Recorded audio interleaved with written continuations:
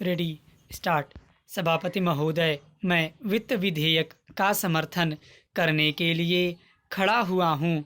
उत्तर प्रदेश की जनसंख्या बहुत बड़ी है और उसका क्षेत्र भी बहुत बड़ा है, इसलिए यह आवश्यक है कि उत्तर प्रदेश को उसकी जनसंख्या और क्षेत्र के अनुसार विकास योजनाओं के लिए केंद्र से आर्थिक सहायता दी जाए। इसके बिना उत्तर प्रदेश की उन्नति होना असंभव है।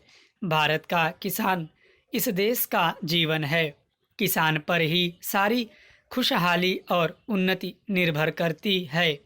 अगर उसका जीवन समृद्ध होगा तो देश भी समृद्ध होगा। इसलिए यह आवश्यक है कि किसान के दैनिक जीवन की चीज़ें सस्ती हों और उसके खाद और कृषि यंत्र आदि सस्ते दामों पर मिल जाएं। पानी के लिए उसको भगवान की तरफ न देखना पड़े, बल्कि उसको सिंचाई के विषय में आत्मनिर्भर बनाया जाए। जब तक किसान को पूरी सुविधाएं नहीं दी जाएंगी, तब तक देश उन्नति नहीं कर सकता है। मेरा यह भी निवेदन है कि जिन परिवारों में खेती का काम होता है, उन परिवारों के बच्चों को कृषि विभाग में नौकरी देनी चाहिए। यह मैं आवश्यक समझता हूँ, क्योंकि उन्हें कृषि के बारे में व्यवहारिक ज्ञान होता है। सभापति महोदय, वर्तमान सरकार ने समाजवाद की नीति अपनाई है और सरकार समाजवाद की तरफ कदम बढ़ा रही है, लेकिन हम देखते हैं कि बड़े और छोटे सरकारी कर्मचारियों के वेतन में बड़ा फर्क है। कुछ अधिकारियों का वेतन हजारों में है, जबकि चपरासी आदि छोटे सरकारी कर्मचारियों को सिर्फ 5,000 या 7,000 रुपये मिलते हैं। आज वेतन में यह जो फ़र्क है वह समाप्त होना चाहिए। मेरा निवेदन है कि सरकारी कर्मचारियों के वेतन में बहुत ज़्यादा का अंतर नहीं होना चाहिए। तभी हम कह सकते हैं कि हिंदुस्तान में समाजवाद है। किसान की रोज़ाना के उपयोग की चीज़ें बहुत महंगी होती जा रही हैं। देश में महंगाई दिन प्रतिदिन बढ़ रही है और सारे देश में बेचैनी फैली हुई है। इस बढ़ती हुई महंगाई को रोकना आवश्यक है, नहीं तो देश में क्रांति हो जाएगी। आप इस सच्चाई को छिपा नहीं सकते कि आज देश में चारों तरफ बड़ा असंतोष है और लोग बड़ी आशा से हमारी तरफ देख रहे हैं, लेकिन महंगाई हमारे नियंत्रण से बाहर होती चली जा रही है। देश में काले धन की बड़ी चर्चा की जाती है, उसको निकालने के लिए बड़े प्रयत्न किए गए हैं। सभापति महोदय, सरकार इस स्थिति में नहीं आई है कि वह कह सके कि देश में काला धन नहीं है। काले धन को निकालने के और प्रयत्न होने चाहिए, लेकिन उसके साथ साथ इस दिशा में भी कदम उठाए जाएं कि ऐसे कामों पर रोक लगाई जाए जिससे लोगों को काला धन कमाने का अवसर ही न मिले।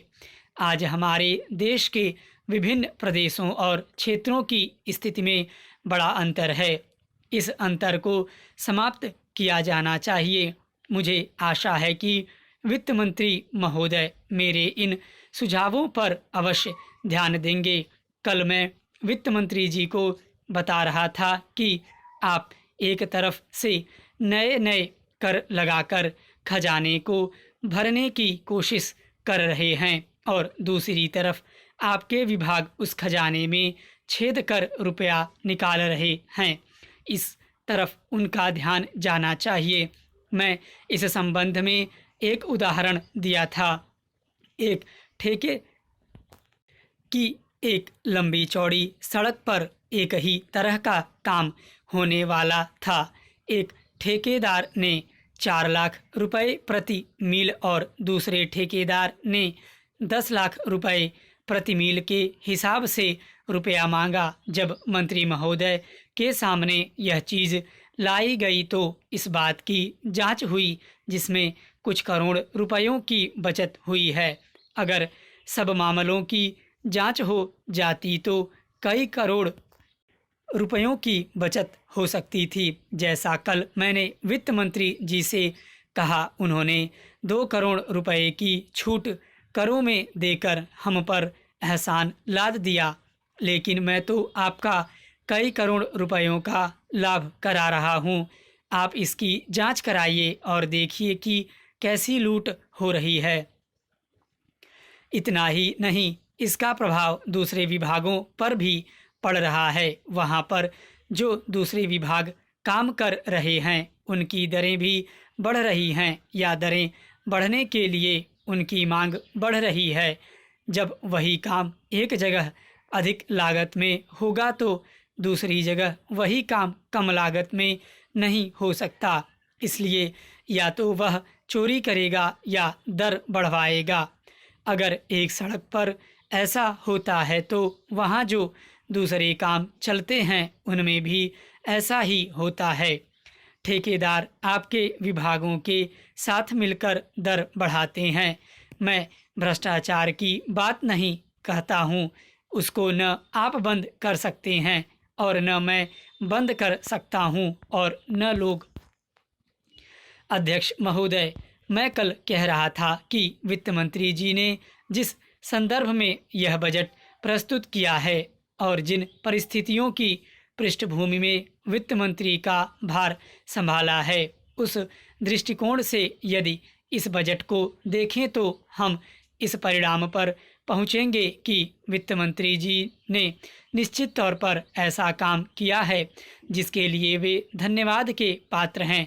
उन्होंने देश की अर्थव्यवस्था को सुधारने के भार को लेकर उसमें सफलता प्राप्त करके देश की बिगड़ती हुई आर्थिक दशा को सुधारा। पिछले वर्ष देश का उत्पादन बढ़ा है, उद्योगों में सुधार हुआ है, कीमतों में सुधार आया है, हमारा आयात कम हुआ है और निर्यात बढ़ा है। इस तरह से देश में एक नई आशा और विश्वास पैदा हुआ है।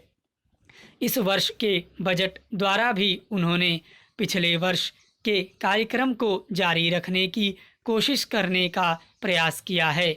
मुझे इसमें कोई संदेह नहीं है कि इसमें भी उनको सफलता मिलेगी। उन्होंने देश के आयात निर्यात के बारे में जो कदम उठाए हैं उनसे निश्चय ही हमारे विदेशी व्यापार का संतुलन सुधरेगा। यह निश्चय के साथ कहा जा सकता है। मैं वित्त मंत्री के लक्ष्यों व कर नीति का आमतौर पर स्वागत करता हूं। यद्यपि मैं मानता हूं कि इस कर व्यवस्था के द्वारा मध्य वर्ग पर बोझा पड़ेगा, परंतु इस देश में हमें पंचवर्षीय योजनाओं को जारी रखना है। इसलिए उस संदर्भ में हमें आर्थिक साधन जुटाने पड़ेंगे और ऐसी दशा में जो लोग इस देश में ऐसी स्थिति में हैं जो कष्ट उठाकर के भी कुछ दे सकते हैं, उनको देश के लिए देना ही पड़ेगा। इसलिए वित्त मंत्री जी के इन कदमों का भी मैं स्वागत करता हूं, परंतु साथ ही साथ मैं नम्रतापूर्वक यह अवश्य कहना चाहता हूं कि वित्त मंत्री महोदय ने किसानों पर जो भी नए कर लगाए हैं उनके ऊपर वे फिर सोचें। मेरी मान्यता के अनुसार वित्त मंत्री द्वारा खाद पर जो कर लगाया गया है, जो शुल्क लगाया गया है, वह एक ऐसा कार्य है जिससे इस देश का विकास रुकने वाला है। उन्होंने अपने बजट भाषण की भूमिका में कृषि संबंधी कच्चे माल के उत्पादन के लिए पूंजी लगाने की आवश्यकता पर जोर दिया है। उनकी स्वयं की यह मान्यता है कि कृषि का उत्पादन बढ़ाना बहुत आवश्यक है। स्टॉप।